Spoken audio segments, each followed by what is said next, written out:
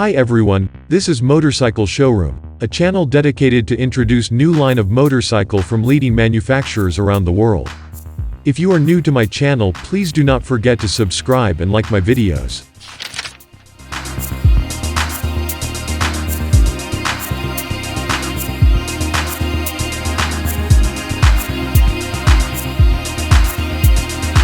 The first of the new Voge models for 2022, yet to be officially launched, is the 525R, a machine that will effectively replace the current 500R.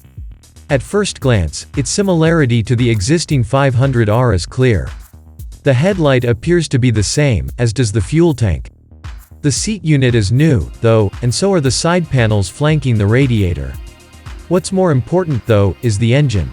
Where the current 500R uses a 471cc parallel twin that's virtually identical in design to the similarly sized unit used in Honda's CB500 range.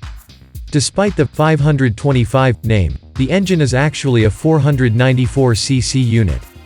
Once again, the overall design appears to be what might politely be called a tribute to the Honda CB500 unit, but it's now larger and more powerful than the Honda.